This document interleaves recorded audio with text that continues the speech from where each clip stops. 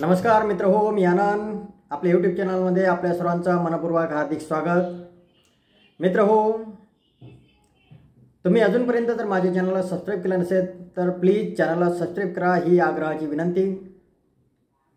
मित्र हो, आजचा व्हिडिओ ही एक जनरल इन्फॉर्मेशन जी आपल्याला माहिती असावी त्याकरता मी घेऊन आलेलो आहे।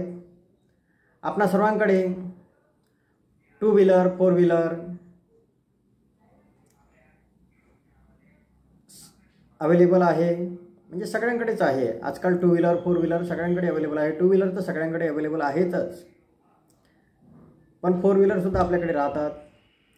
आपण गाडी घेताना कोणते कागदपत्र चेक करतो की आपण चेक करतो आरसी आहे का, इन्शुरन्स आहे का।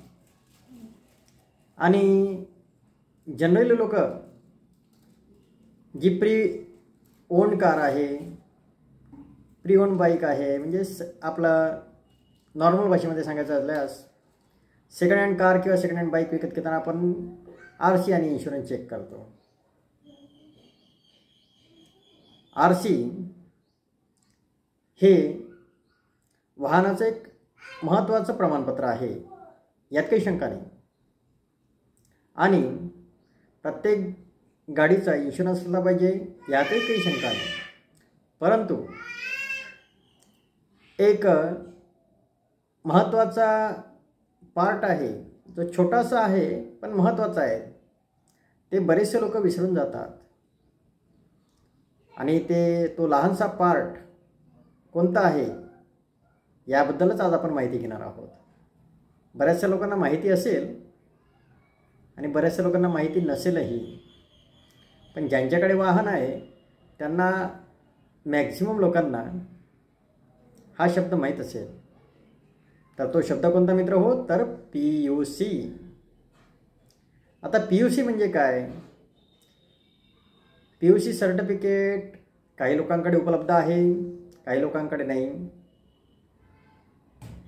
ग्रामीण भागामध्ये तर बरेचसे लोकांकडे PUC सर्टिफिकेट उपलब्धच नाही, बरेचसे लोकांकडे। मी संपूर्ण लोकांकडे नाही म्हणत आहे, काही जागरूक लोक आहेत त्यांच्याकडे PUC सर्टिफिकेट उपलब्ध आहे। आता PUC सर्टिफिकेटचा उपयोग काय? तर मित्र हो, पुन्हा आपण समोरची माहिती घ्यायच्या आधी आपणास पुन्हा एकदा आग्रहाची विनंती की माझा हा व्हिडिओ जर आपल्याला आवडला तर नक्की व्हिडिओला लाईक करा, शेअर करायला विसरू नका। आणि जर तुम्ही माझ्या चॅनलला अजूनपर्यंत सबस्क्राईब केलं नसेल तर चॅनलला सबस्क्राईब करायला विसरू नका, ही आग्रहाची विनंती। तर मित्र हो, PUC सर्टिफिकेट म्हणजे काय?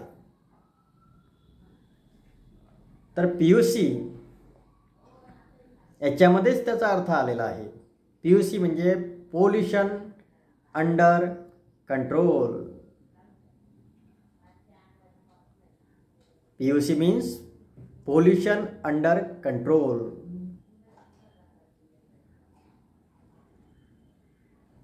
सर्वच वाहनांना PUC आवश्यक आहे। टू व्हीलर, फोर व्हीलर या इतरत्र सगळ्याच वाहनांना, प्रवासी वाहनांना, मालवाहू वाहनांना PUC हे अत्यंत आवश्यक आहे। भारत सरकार, राज्य सरकारच्या आदेशानुसार 1988च्या कायद्यानुसार PUC सर्टिफिकेट हे सर्व वाहनांना अनिवार्य आहे, आवश्यक आहे। तर PUC सर्टिफिकेट का दिलं जाते, याचा उपयोग काय? तर मित्र हो, PUCचा लॉंग फॉर्म मी तुम्हाला सांगितला, पोल्युशन अंडर कंट्रोल। याच्यामध्ये त्याचा सगळा अर्थ आलेला आहे। म्हणजेच राज्य सरकारने जे आपलं हवामान आहे त्याच्यामध्ये जे प्रदूषण होतं वाहनामुळे, तर प्रदूषण कसं होतं, तर वाहन सुरू असताना वाहनातील जे प्रदूषणाचं जे उत्सर्जन होतं त्यामुळे हवा प्रदूषित होते। म्हणून वाहनातून किती प्रमाणात उत्सर्जन व्हायला हवं याची मर्यादा आपण दिलेली आहे आणि ही मर्यादा PUC सेंटरला चेक केली जाते. त्यांचे काही मशीन्स असतात, त्याद्वारे ते चेक करतात. जनरली ज्या लोकांनी PUC काढलं, आपण कुठेही जा, मोठ्या ज्या सिटी आहेत, नागपूर, अमरावती, वर्धा, चंद्रपूर, मुंबई, पुणे, जळगाव, नाशिक, आपण कुठेही गेलं तर सिटीमध्ये जाताना आपल्याला सुरुवातीलाच हायवेवर काही गाड्या दिसतात आपल्याला. बरेचसे लोकांना वाटतं ही काय आहे, या गाड्या उभ्या आहेत, त्यावर लिहिलं राहतात PUC. ते PUC सेंटर आहेत. बरेचसे वाहनं हे हायवेवरून जाताना सुद्धा PUC सेंटर तिथे उपलब्ध असतात. आणि ज्या मोठ्या सिटीज आहेत, नगरपालिका, महानगरपालिका किंवा जिल्ह्याचं ठिकाण, त्याच्या बाहेर तर PUC सेंटर उपलब्ध असतात, म्हणजे असतातच. RTO ऑफिसच्या बाजूला सुद्धा PUC सेंटर उपलब्ध असतात किंवा इतरत्र मार्केटमध्ये आता PUC सेंटर उपलब्ध झालेले आहेत. आपण जेव्हा नवीन गाडी खरेदी करतो तेव्हा आपल्याला PUC शोरूम, ज्या शोरूममधून आपण गाडी खरेदी केली तेव्हा आपल्याला PUC ही 1 वर्षासाठी दिली जाते. आणि त्यानंतर महाराष्ट्रामध्ये महाराष्ट्र सरकारने प्रत्येक 6 महिन्यांनी PUC ही काढलीच पाहिजे अशी सक्ती केलेली आहे. प्रत्येक 6 महिन्यांनी आपलं वाहन हे प्रदूषणास चालना तर देत नाही आहे ना, ते जास्त प्रदूषण तर करत नाही आहे ना. राज्य सरकारने जे प्रदूषण मानक ठरवून दिलेले आहेत त्याप्रमाणेच ते वाहनातून प्रदूषणाचं उत्सर्जन होत आहे ना.